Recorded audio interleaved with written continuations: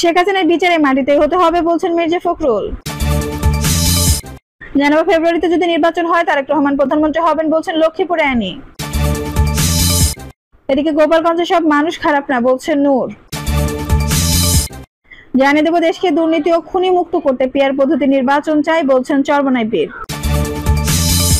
এবং সর্বশেষ জানাবো নিখোঁজের পর নদীতে মিলল সাংবাদিক বিভুরঞ্জন সরকারের মরদেহ।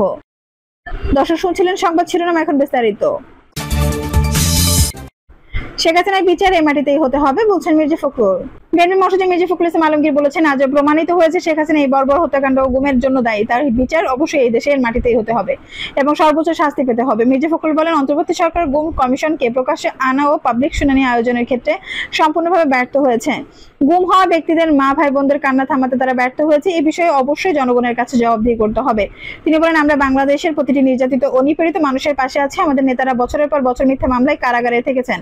তারেক রহমানকে বাধ্য করা হয়েছিল নির্বাসনে যেতে। নেতৃত্বের পর্যায়ে এমন কেউ নেই যার নামে শত শত মামলা বা হয়রানি শিকার হয়নি। তাই এটা ভাবা ভুল হবে যে বিএনপি ক্ষমতায় এলে এসব এড়িয়ে যাবে। বিএনপি নির্বাচনের মাধ্যমে এসব বিচার শেষ পর্যন্ত নিয়ে যেতে চাই। বিএনপি মহাসচিব বলেন, আমাদের অন্যতম দাবি ছিল গুম ও হত্যার বিচার। আমরা প্রতিশ্রুতি দিচ্ছি গুম হওয়া শিশুদের পাশে সবসময় থাকবো এবং যতদিন পর্যন্ত ন্যায় বিচার না হয় ততদিন লড়াই চালিয়ে যাব। গুমের শিকার প্রত্যেকের সম্পূর্ণ তথ্য সরকারকে প্রকাশ করতে হবে। গুমের শিকার ব্যক্তিদের পরিবারকে আশ্বাস দিয়ে তিনি বলেন, আপনারা নিরাশ হবেন না।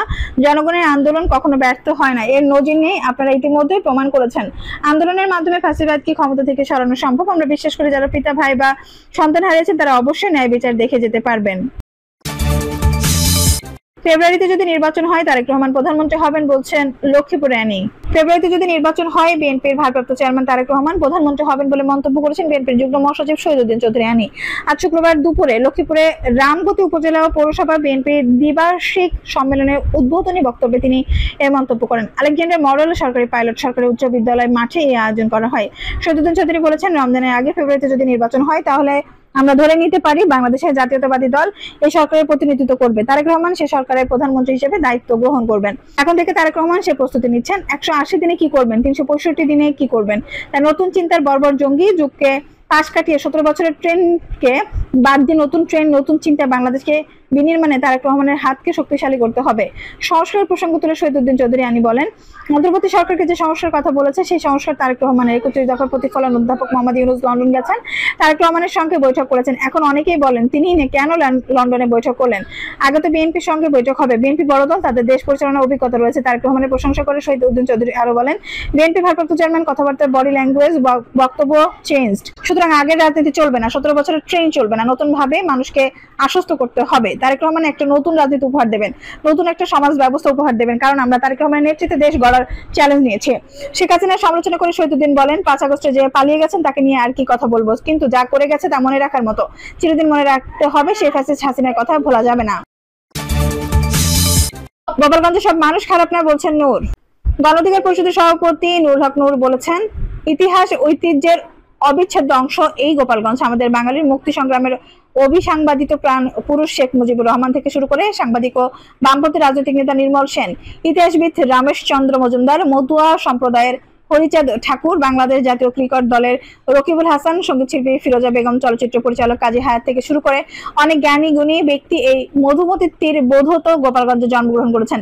তিনি বলেন, গোপালগঞ্জে সব মানুষ খারাপ না, তাই প্রশাসনের ভাইদের বলবো সাধারণত মানুষকে নির্বিচারে মামলা দিয়ে কোনো জুলুম তাদের সঙ্গে করবেন না। তিনি আরো বলেন, আপনারা দেখেছেন আমাদের সুযোগ ছিল, আমরা যদি সুবিধাবাদী রাজনীতি করতাম শেখ হাসিনার ক্যাবিনেট সবচেয়ে ভালো মন্ত্রী হতাম, শত সহস্র কোটি টাকার মালিক হতাম। আমরা সেটার সঙ্গে আপোষ করি নাই। আমরা মুখে যেটা বলেছি অন্তরে সেটা ধারণ করেছি। আমরা বলেছি রাজনীতিকে জনগণের কাছে নিয়ে যেতে হবে, রাজনীতিকে জনগণের কাছে দায়বদ্ধ করতে হবে, তাই আপনাদেরও জনগণের প্রতিনিধিদের নেতা বানাতে হবে বলেন তিনি। দেশকে দুর্নীতি ও খুনিমুক্ত করতে পিআর পদ্ধতি নির্বাচন চায় বলছেন চরমোনাই পীর।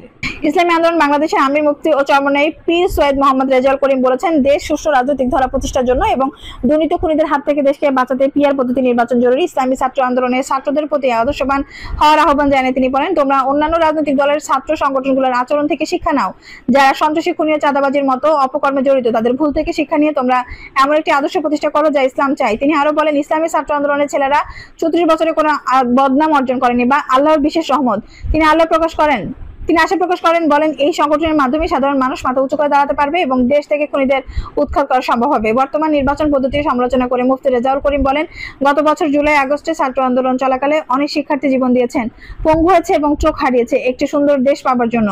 প্রচলিত নির্বাচন পদ্ধতি কালো টাকার দৌরাত্ম্য, পেশি শক্তি এবং ভোট জালিয়াতির সুযোগ করে দেয়, যা দেশের সম্পদ বিদেশে পাচার এবং চাঁদাবাজির জন্ম দেয়। তাই এই নির্বাচন পদ্ধতি আর বাংলার জমিনে দেখতে চায় না। পিআর পদ্ধতির পক্ষে যুক্তি দিয়ে তিনি বলেন, পিআর পদ্ধতি চালু হলে একটি সুষম সংসদ তৈরি হবে।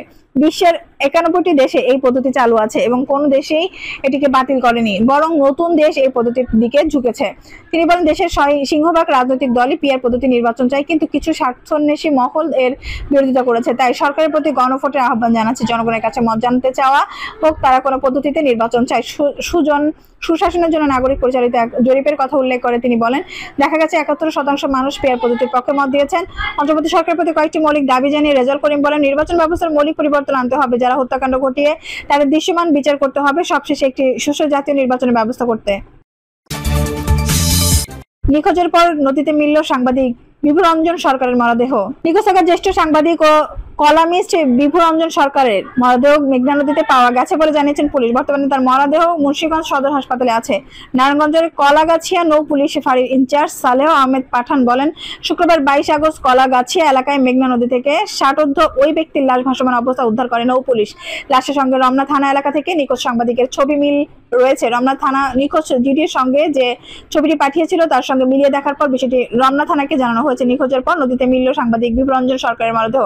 জানতে চাইলে পুলিশ রমনা বিভাগের উপকমিশনার মাসুদ আলম বলেন, মেঘনা নদীতে একটা লাশ পাওয়া গেছে, আমরা মোটামুটি কনফার্ম হয়েছি। তার পরিবার গেলে শনাক্ত করে পরবর্তী আইনি প্রক্রিয়া সম্পন্ন করা হবে। এর আগে বৃহস্পতিবার রাতে বিভুরঞ্জন সরকারের নিখোঁজ ঘটনা রাজধানী রমনা থানায় একটি সাধারণ ডায়েরি করেন তার ছেলে রত সরকার।